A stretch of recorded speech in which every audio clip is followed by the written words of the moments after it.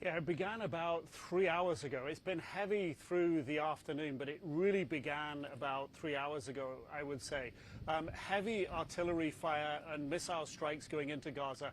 There are a couple of artillery batteries not far away from where we are, and they were both sending repeat heavy round after round after round. You could hear the guns firing, you could hear the detonations behind us, and then after that, the tank fire started up. Tanks from positions close to here that we haven't heard before. A lot of tank fire, really sustained from a number of different tanks. And during that time, a huge wall of smoke came up from Gaza, carried on the wind through the area where we are here. You could taste it, you could smell it, and it was a sort of smoke that the military would use to maneuver hidden from the enemy. So we don't know if this was smoke being used for an incursion. We don't know if those tanks were being used for an incursion. What we do know is when we've stood here on the recent nights and we've seen tank fire, it means we find out the day after from the IDF that there has been an incursion.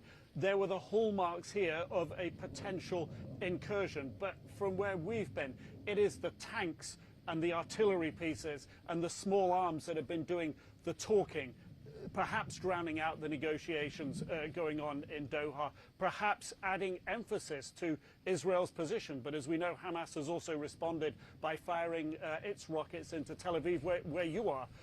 So, is what we're seeing on the battlefield an amplification of positions held at those talks to create more pressure, or is it the breakdown in talks? But what we're witnessing here is a definitive uptick in tensions, in artillery fire, in tank fire. Where it goes after tonight, what it means going forward is not clear as we stand here.